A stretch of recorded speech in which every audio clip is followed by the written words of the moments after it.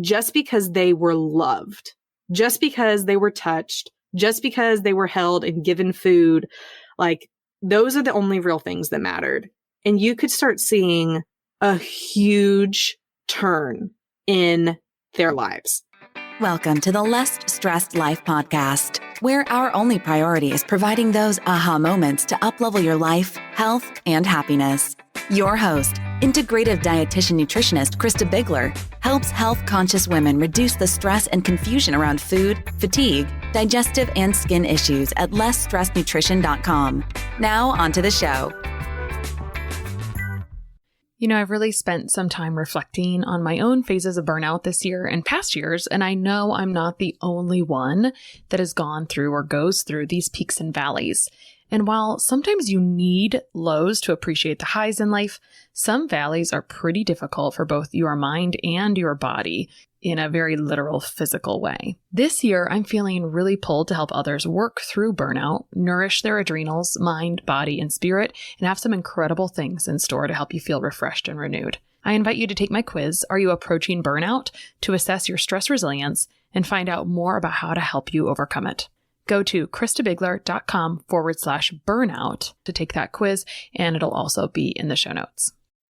Today on The Less Stressed Life, we have a return guest, Kimberly Beam Holmes, who was once here to tell us about the rules or methods or 4 pieces of attraction, which was great. And she has a lot of other valuable information around marriage because she has a website, Marriage Helper, where they do different courses and programs to help people like with relationships and education. But I thought an interesting relationship that we haven't had someone come on the podcast to talk about is really adoption. And this is also something that Kimberly has this expertise in because it's affected her own life, which tends to make us accidental experts in a lot of places.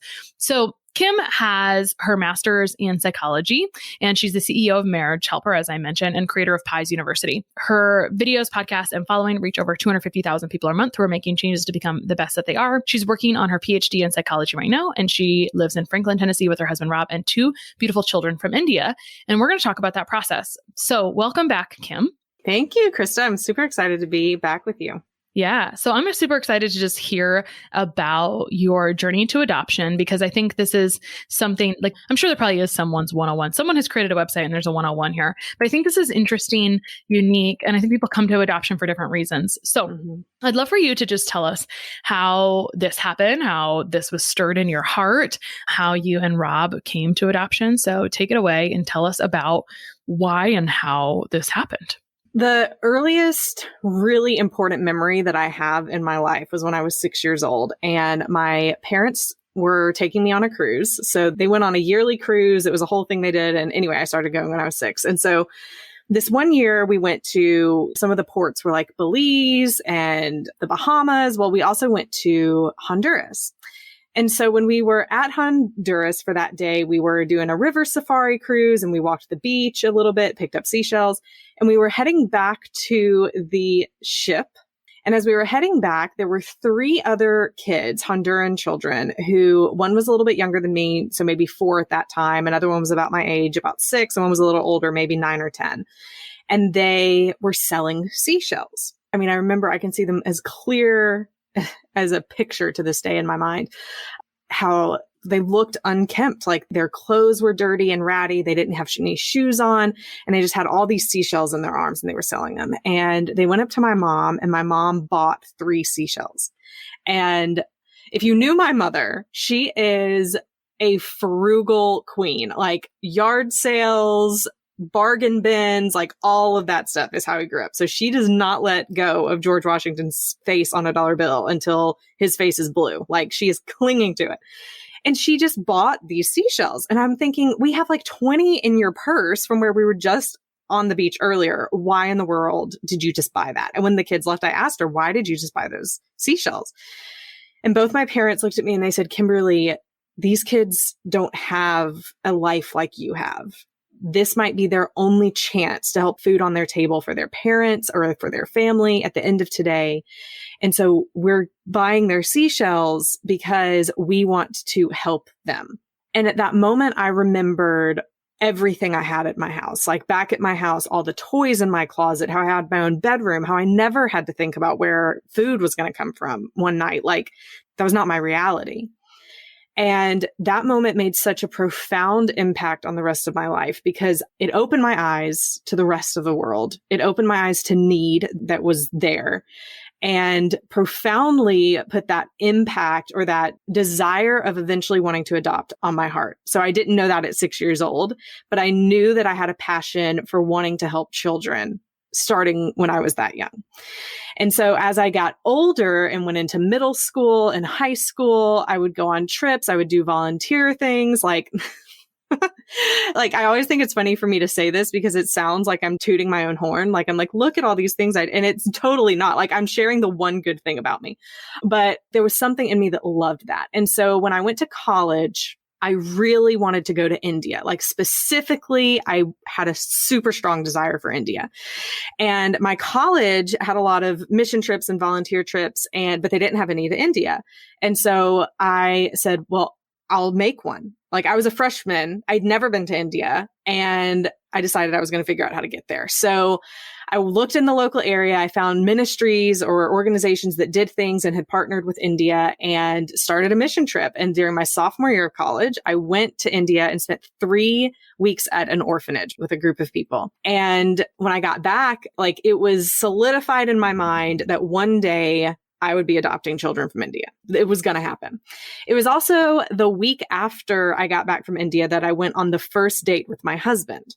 But of course, like, we were just dating then. And on the first date, I said to him at the Cheesecake Factory in the middle of Nashville, Tennessee, I said, just so you know, one day I'm adopting from India. So if this is going to continue any further, you just need to be aware that that's what's going to happen. To which he was totally on board with. I mean, it's funny because I don't know if he thought I was serious back then, but it was like it never left our conversations. And so then as we dated and got engaged and got married, like, we always knew that that was going to happen one day. So when we first got married, my husband was in the military and was in it for the first 7 years of our marriage. And I was terrified to have children because we got married when I was 21 years old. And so I was like, I can't imagine, like, I can barely take care of myself. I can't even imagine having kids. So I had a lot of fear around getting pregnant. And I think part of it is because I saw my sister get pregnant really young. And I felt like she and her husband didn't have time to connect at all. And I just wondered how that affected her life. So I had a lot of fear about that.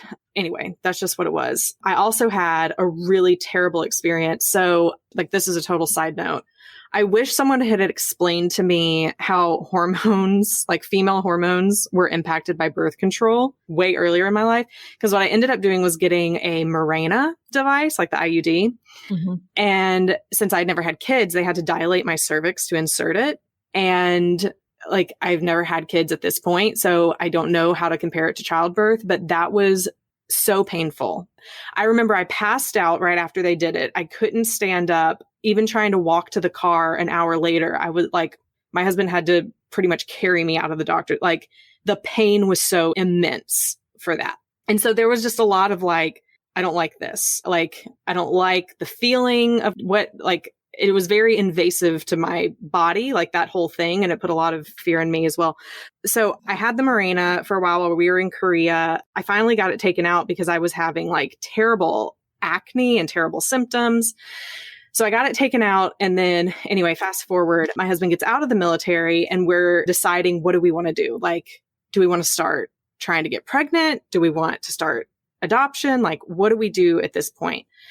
And so we kind of started trying to get pregnant because in my mind, even though both of us knew we wanted to adopt, we also thought we were supposed to like try and get pregnant first. And then adoption always comes like last. Because that's how you typically see it. Like, there's either people who can't get pregnant or people have all the natural children they want to have and then they adopt later. So we were like, how are we supposed to do this? So we tried to get pregnant.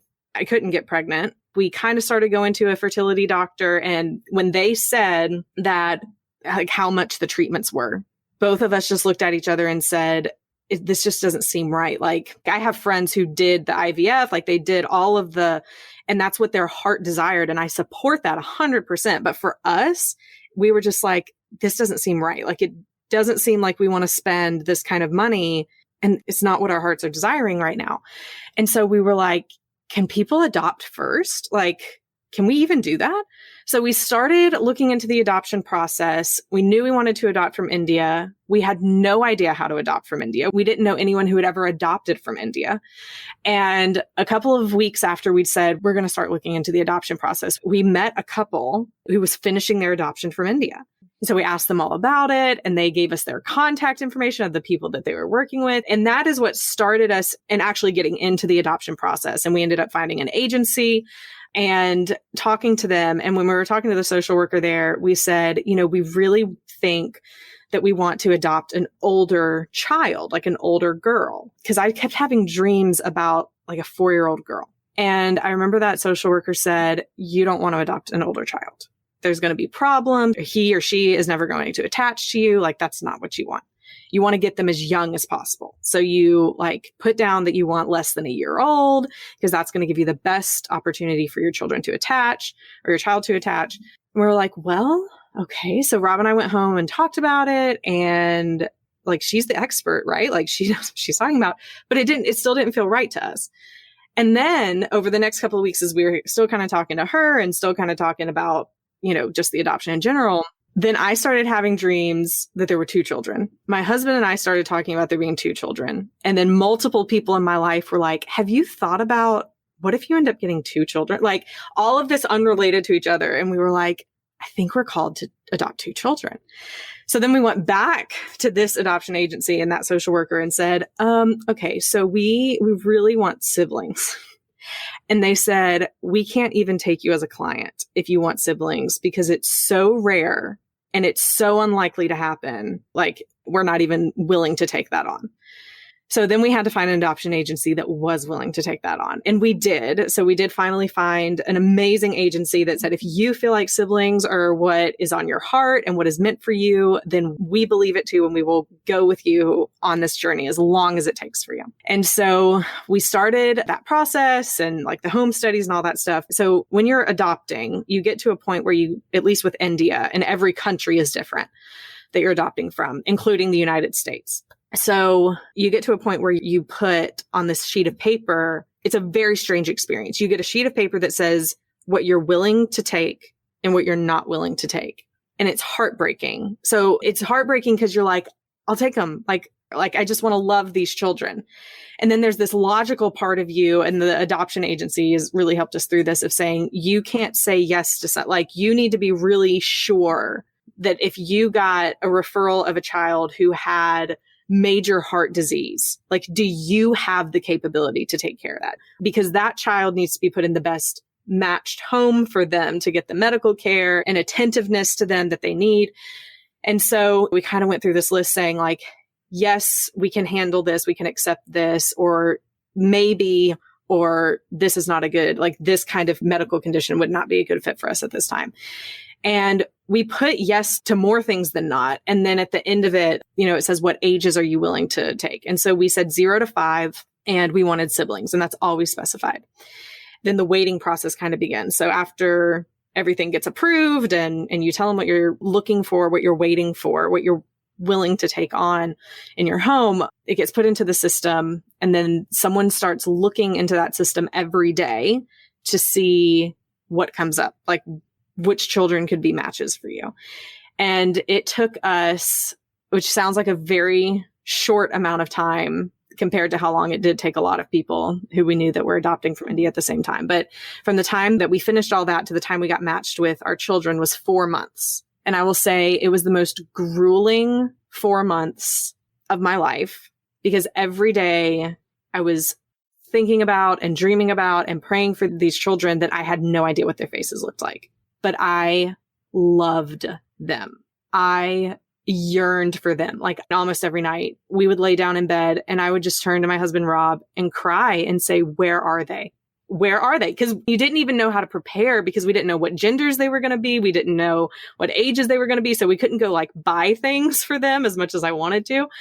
We didn't know what language they would speak. Like, we didn't know anything about them. And when we finally got our referral, we get the call from our adoption agency, and she said, I think I have a match for you. And so then she tells us everything about them medically at first without showing us their picture. And she tells us there's a 3.5-year-old girl and a 1.5-year-old boy. So my husband and I went back and forth about this so much. I was like, what if we get 2 girls? And he's like, what if we get 2 boys? Because he wanted boys and I wanted girls. And I was like, no, we can't get 2 boys. We have to. And so we were like, I hope we get one of each. But we couldn't dictate this. Like, we had no control over it.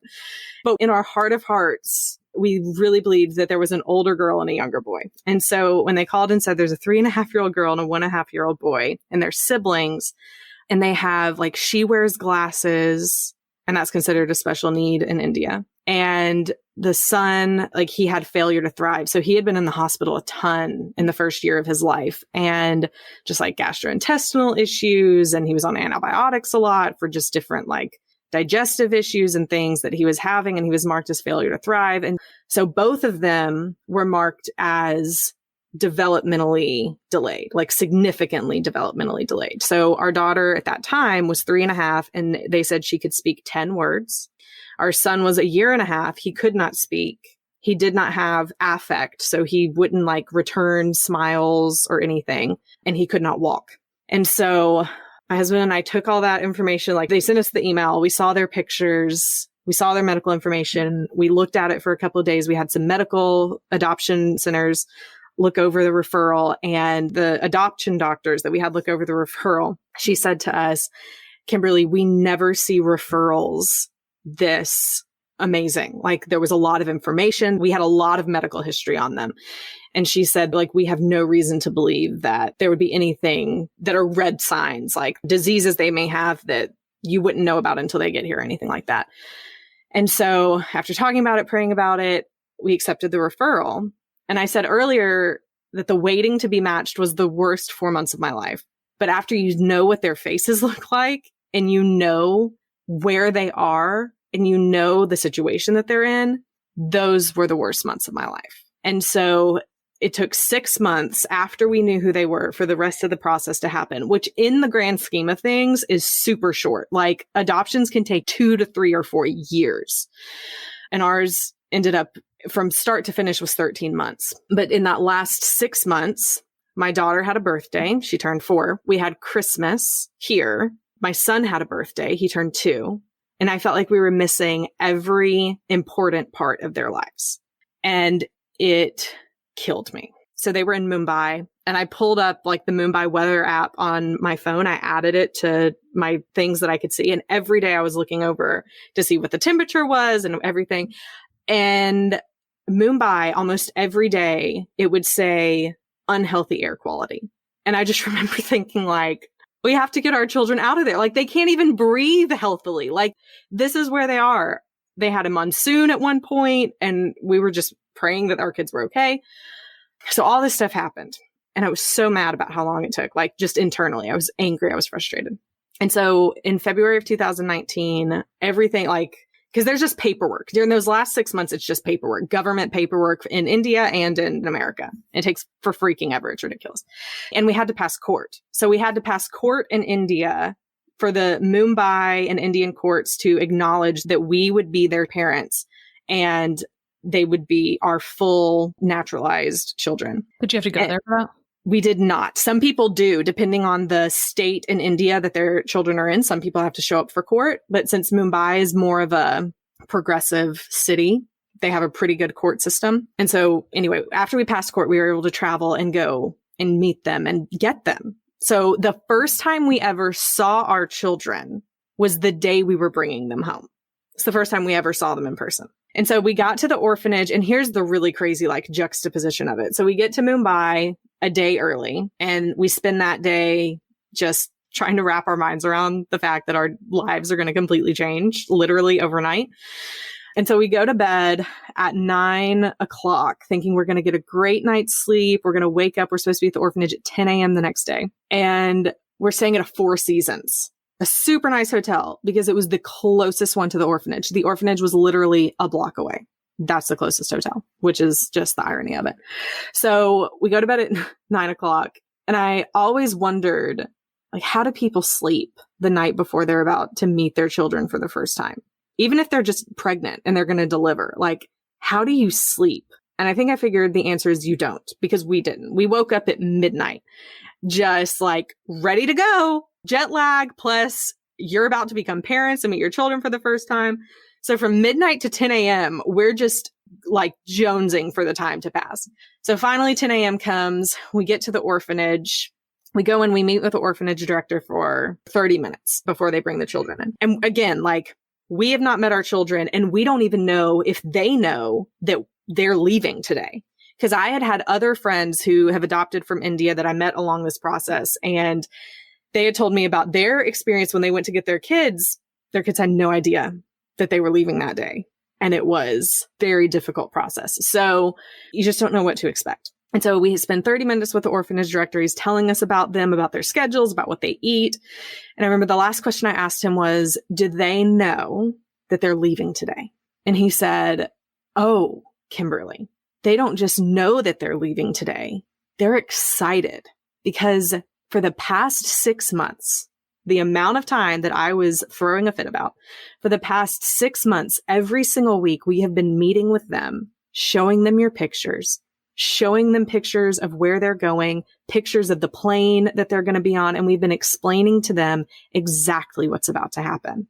So they know today that they're about to get a mother and a father, and they are excited to meet you, and they have packed their bags and they are ready to go. And then he said, do not cry or you will scare them. And I was like, you have to be kidding me. Like, how do you think I'm not going to just bawl over this exact moment? But I didn't. Like, so knowing that if they saw me cry, it could scare them, held me together. And then they went and they brought them in. And I have a video of this moment. They videoed it, thankfully. And you could just see incredible them. Place, by the way. I can't believe they did all that. That's amazing. I know. Yes, absolutely amazing. And so they brought our kids in, and clearly, like, looking back on it now, if you look at the video, you can see that they're just like, what in the world is going on? They're just like walking in. And so, and Boomy, my daughter, goes straight for my husband, Rob. Like, I tried talking to her when she first came in, and I was trying to tell her she was beautiful in Marathi, which was the language that they spoke. So I said, Sundar, which is beautiful. And she was just looking at me like, she went straight for Rob, sat in his lap. Like, they had the picture book of our pictures printed out, and she had it with her, and she sat on his lap and was pointing to us and saying our names. And she had prepared a song for us and she performed it. Like, all of this stuff happened. Then they hand me my son. So their birth names that their mother gave them is Boomy and Mayank. So in Marathi, Boomy means earth and Mayank means moon. So the birth mom was so intentional about the names that they gave. So they hand me Mayank, and I'm holding him, and he just has snot like everywhere. He's just like snotty, and probably because he can't breathe. The air quality is so terrible. And he just like no emotion. And so for 10 minutes, like, they watch how they interact with us and they see how we interact with them for like 10 minutes. And then they say, okay, like, time for y'all to leave. So this is it. Like, okay, we'll go. So they order a taxi to take us back to our hotel at the Four Seasons.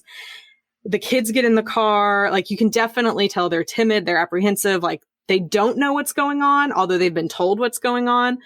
And so the first thing that both of them do when we get into that taxi is both of them immediately fall asleep. And it's like a defense mechanism of like, the stress is so high. I don't know what's happening. Like, I'm just shutting down. And so we get to the hotel. We go up to the hotel room. The staff at the hotel, they knew what was happening. And so by the time we came in, they had had all these toys put in the room and food, like all this stuff for kids just set up so beautifully. Insane. Yeah, it was amazing. And so the kids go in and they are like, what is all of this? And they had these they're these Indian cookies called Parle G. And it's just sugar cookie, like, it's just little, like, wafer cookies. These children, they went through 2 huge sleeves of them within 5 minutes. They were just like eating everything they could. We gave them a bath. I don't know the last time they had a bath. The water was just like black. And then Rob and I were like, what do we do now? Like, what? So what do we do now? We can't speak their language. Like, we're parents for the first time. Now we have a 4 and a 2-year-old. What are we supposed to do? So we took a nap. Like everyone got in the bed and we took a nap. And then when we woke up, which I didn't sleep. Side note, the whole 2 weeks we were in India, I did not sleep more than 3 hours any night. Any night. It's like, how do you sleep? How do you even sleep? And so from that point forward, like we had to keep doing some stuff in India, like paperwork and stuff. We got on a plane with them the next day. We had to go to Delhi for things, but we just spent a lot of time like learning them and interacting with them when we were in India and just like feeding them. They were so hungry. They were eating so much food. Everyone was eating so much. We were very hungry. And so even though they were biological brother and sister, they were not together in the orphanage. Mm. They were in 2 separate rooms, and she knew that he was her brother, but he had no idea who she was.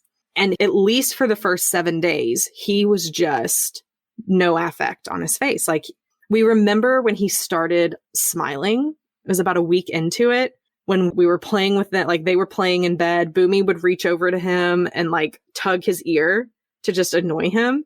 And he would kind of look at her and do it back. And then they would start laughing at each other. And this was the first time we'd ever seen him laugh.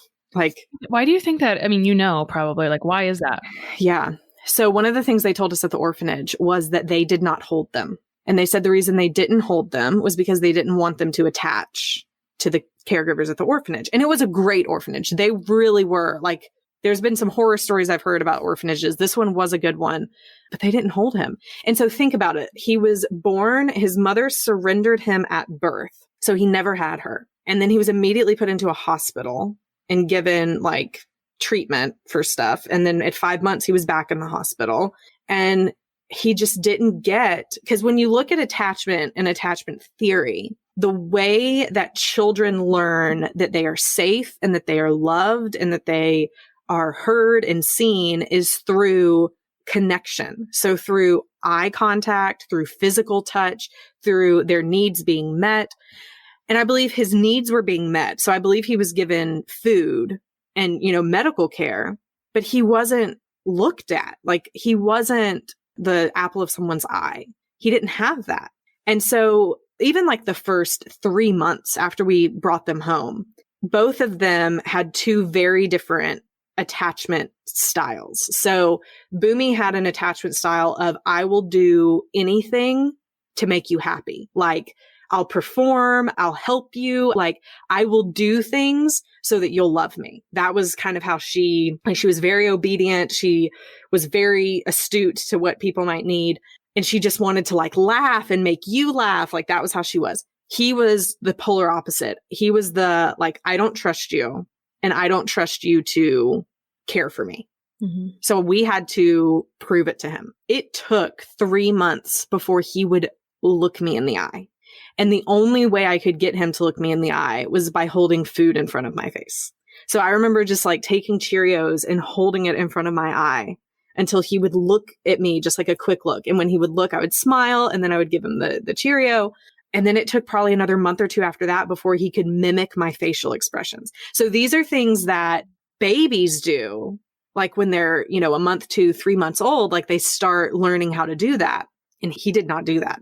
Here he was a little over 2 years old, and he just is starting to like smile if I were to smile at him. Or if I open my mouth really big, then he would start opening, like replicating, just mimicking what I was doing, which was amazing because I knew that when he did that, it was showing that he was learning to attach to me. He was learning to trust me. I also remember when we first got home. So we live in Tennessee. It's pretty hilly here. Mumbai is very flat. And so by the time we had gotten him at the orphanage, he had learned how to walk, but he could not walk on any surface that was uneven. So grass, like hilly grass, or the sidewalk in front of our house is on like a little bit of an incline, a tiny bit. He would have to crawl up that. So he would get down on his hands and knees and crawl because he didn't know how to walk, like if things were unsteady. And if you looked at them now, so like just thinking about where they were when we brought them home and how they were and how they said that Boomy couldn't speak much, like all of these things. And even just 6 months into them being home, just because they were loved, just because they were touched, just because they were held and given food, like those are the only real things that mattered. and you could start seeing a huge turn in their lives, especially for him, because he was so closed off and angry that at 6 months, everyone said, this is the happiest child we have ever seen in our lives. He was running around, laughing, like still to this day, he will laugh at anything. He's just so happy. And they've still had delays along the way. Like he's had a speech delay. He wasn't speaking at all at 2 years old.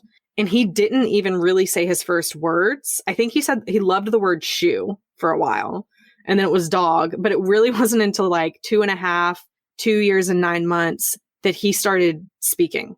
And now he's about to turn 4. He'll be 4 next month. But he's just like fluent in English, speaking everything in the world. Right. And we're like, why did we want him to speak? Speaking all the time. And Boomy is like, she didn't know any English. She's only been here it'll be 2 years in February. And she's reading. She's fluent. And like in her little preschool or kindergarten that she's in, she's right in line with the other children. And she had a 4-year delay. And so I love adoption. Because my story is not uncommon. Every person I have spoken with and known that has adopted, it has been something exactly the same, where it's like once the kids were brought home, they flourished. And like I've even known people where they adopted children with medical conditions, like holes in their heart, or they were deaf. And they come home, and once they're tested here in America, it's like, no, they're perfectly fine. And I believe every time that a family opens their home and opens their heart and says, we want to adopt, I believe they're going to get the right child. I believe that it's going to be not always an easy fit, but a great fit for the family, and that amazing things are going to come of it. I've seen it so many times, and I've definitely seen it with my family. I'm so glad we're having this conversation. I've just been like entranced the whole time in such a good way. So thank you for sharing this story. I mean, it's amazing that it started when you were 6. We have so much in common. I did some research in Honduras in the outlying communities, and we helped the kids. And so anyway, you were giving me flashback and when you were talking about that. Lots of fun things to poke on. I have a few questions about one, and this is just my ignorance and I don't know. So like, did you know about their birth mother? And did she have a lot of other children? Did she decide at the time that when your son was born, it was too much? Like, did you know about how they ended up in the orphanage? And then the other question I have is, you were specific about wanting children under 5. And it's interesting. I feel like there are some changes that happen around age 5 and you can speak to it better. So like, do you think that when you get a child under age 5, that the attachment is a little bit natural and easier versus getting a child over age 5? I'll speak to that one first. I do think, yes. So yes, I do think that. And I don't disagree with what that initial social worker said when she said the younger you get them, the better attachment can be.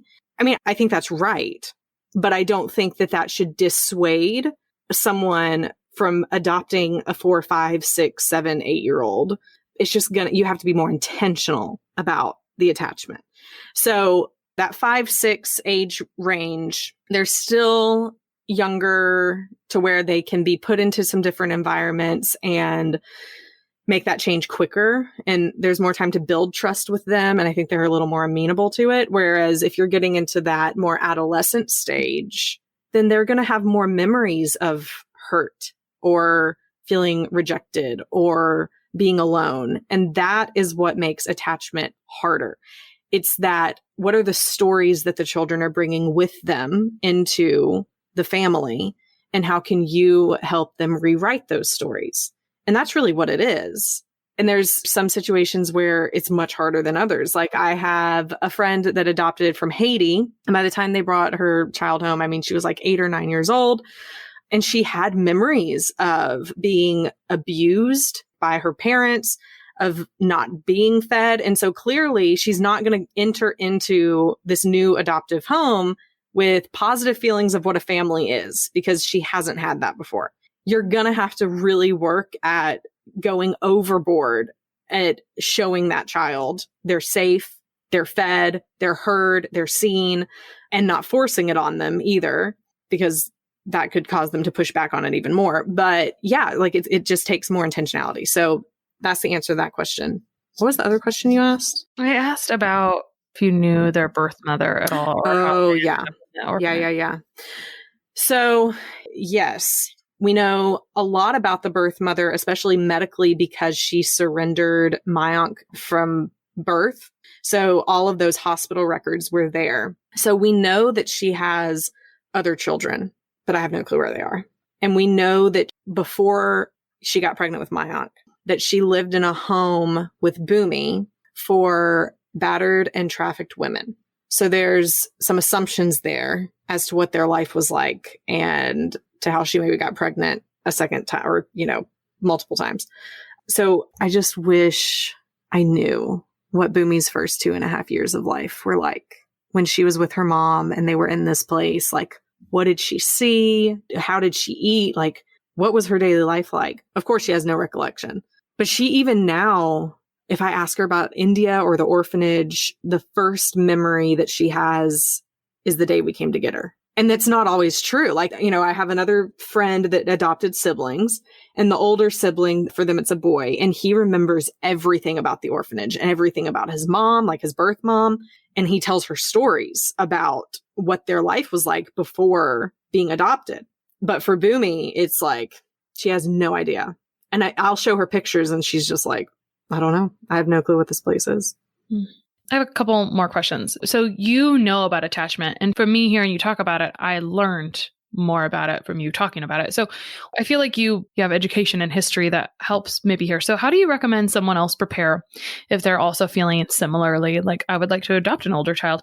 How do they prepare? Because there's got to be a lot to understanding what attachment is like, et cetera, to help you understand, be empathetic, et cetera. So how would you recommend someone prepare? And then what do you expect for your kids in the future? Like, do you have any expectations around, I don't know, needing therapy for any reason at all? Like, do you just feel like, nope, everything is behind? Like, I know you can't really predict it, but like, is there even the adoption agency prepare you for, hey, this could happen? Mm-hmm. Yes. So to answer your first question, there is an amazing book called The Connected Child by Dr. Karyn Purvis that is typically recommended to anyone who's going to start an adoption journey, no matter what kind of adoption journey it is, because it completely really explains the importance of attachment, how attachment is different for children who are coming from different backgrounds and traumas that they've had in their life. And so it really kind of puts it in a different perspective, but it's such a great book.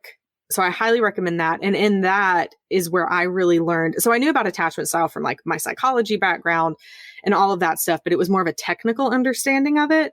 Whereas you're not going to get a child to attach to you through technicalities. And in that book is where I really learned you have to be intentional. So even talking about, this was one of the examples they gave for if you're trying to attach with an older child, is you really want to focus on touch. Like, touch is one of the fastest ways to attach to someone and have someone attached to you, especially the kind, caring touch, like loving and accepted touch. So it very well could be like the first time a person were to touch their adopted child, their child might like pull back from it.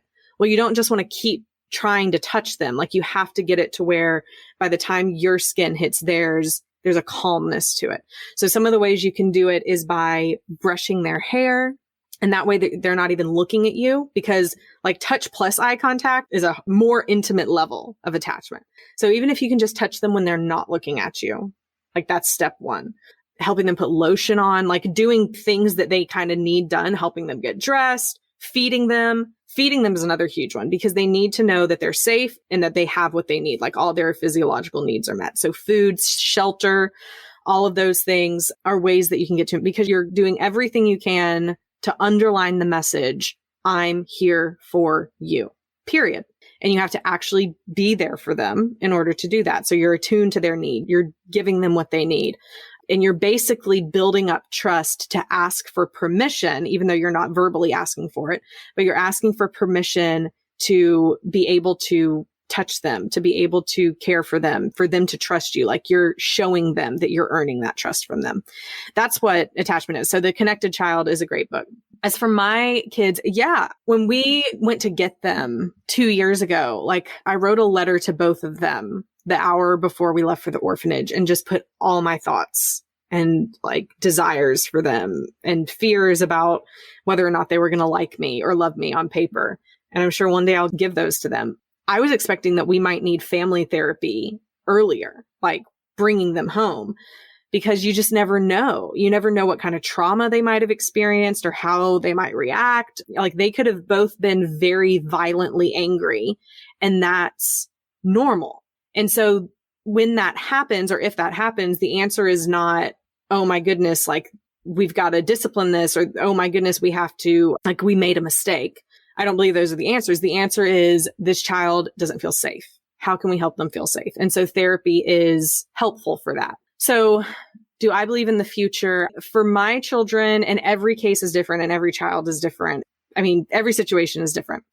So for us, I wonder about the day that they will say, where's my mom? Or tell me about my birth mother. We tell them about her now as appropriate. Like, you know, you have two moms. You have your birth mom, and now you have us because we came to get you and you're part of our family and we chose you and we love you. And so clearly we can't hide the fact they're adopted. They have different skin than us. But that's even another thing of we have to be very mindful with our kids of like telling them that their skin is beautiful. And Boomy, my daughter who's older, who's 6, I mean, just last week, I was like, I love your skin. I wish my skin was like yours. It's so beautiful. It's so gorgeous. It's so dark. Like, I love it. And she looked at it and she was like, my skin's not beautiful. I was like, yes, it is. It absolutely. And so there's things like that that come up where I know she feels different because I don't look like her. Rob doesn't look like her. The kids that she goes to school with doesn't look like her. And so then we have to ask ourselves, like, what's the message that she's telling herself? Like, what's the story she's telling herself about her when she doesn't see other people who look like her? So that's something that we try to be really mindful of too. And like the shows that she watches or the toys that she has, how do we make sure that they look like her? And not all of them, but we definitely want her to feel like she's not different or bad, like a bad different. We want her to feel like she's a beautiful different, like she's gorgeous different, and she's strong different, right? Like, so those are things that I wonder in the future how that's going to play out. Which, you know, some of those challenges that you're facing would be challenges that someone who doesn't feel like they have community in appearance would face regardless of adoption or not adoption. So those are those same emotions. I just think about my friend who tells me about her, you know, growing up with an Indian mom who made her use bleaching cream and whatnot. And so, you know, it was just part of that culture a little bit, like the lighter, the Indian skin. I mean, right. It was new to me until she told me about it quite recently. So anyway, I love this conversation so much. Thank you so much for sharing this story. Our goal here is really to provide these aha moments to be inspired, to encourage, to share. And so I think that it did all those things. I loved it. So I appreciate your story so much. And thanks for sharing it with us. I appreciate you having me share it. Thank you, Krista. One of the best gifts you could give us at the Less Stress Life is your feedback. We are paid in podcast reviews. If you enjoyed this or any other episode, please leave us a review. In the iTunes store or from your podcast app, just search for Less Stress Life as if you're not already subscribed. Click on the banana face image, scroll to the bottom where it shows the text of other reviews, and write a review. While you're there, hey, make sure you hit subscribe. For Android or Stitcher users, you gotta go to the desktop site and search for Less Stress Life, and then scroll down to leave a review. Stitcher doesn't load Apple reviews on their site, so if you want, you can leave a review in both places. Your feedback means a lot to the success of the show. Thanks so much for taking the time to do that. You rock.